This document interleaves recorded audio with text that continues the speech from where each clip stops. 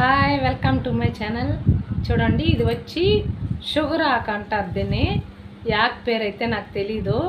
ఇదైతే మనం ఊరికి కాడలు నాటినా కానీ చెట్టు అనేది వచ్చేస్తుంది అనమాట. చాలా ఆరోగ్యానికి చాలా మంచిది.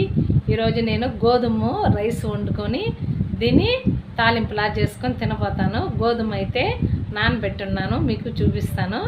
గోధుమ రైస్ వండుకోబోతున్నాను నేను ఈరోజు. వెరైటీగా చేసుకుందామని.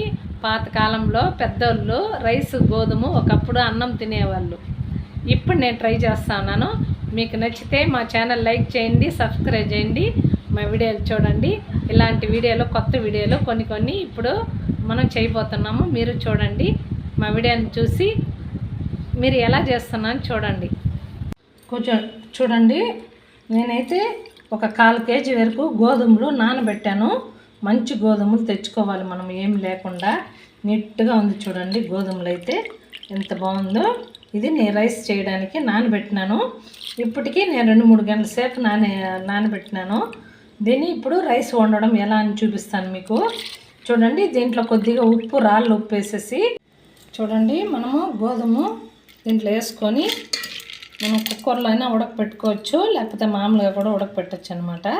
నేనైతే కుక్కర్లో వేస్తా ఉన్నాను. మనకు దీంట్లో 2-3 గ్లాసులు వాటర్ పోసుకోవాలి. ఎందుకంటే గోధుమ ఉడకడానికి కొంచెం లేట్ అవుతుంది. మనం ఒక 5 విజిల్స్ లేకపోతే 6 విజిల్స్ పెట్టుకోవచ్చు అనమాట. లేకపోతే 3 గ్లాసులు నీళ్ళు పోసుకోవచ్చు.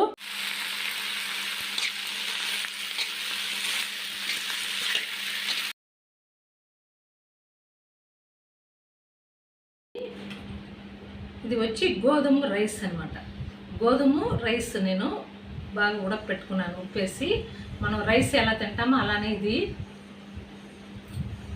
చాలా బాగుంది, చాలా మంచిది. నేను ఎందుకు చూపిస్తాను అన్న, మనం హెల్త్ పరంగా, ఆరోగ్యపరంగా ఉండాలని మీకు చూపిస్తానని వంటలు చేసి. ఇది పనగంటాకు ఏమీ లేదు, మనం ఉప్పేసి చల్లగడ్డ వేసి తాలింపు చేసుకోవచ్చు.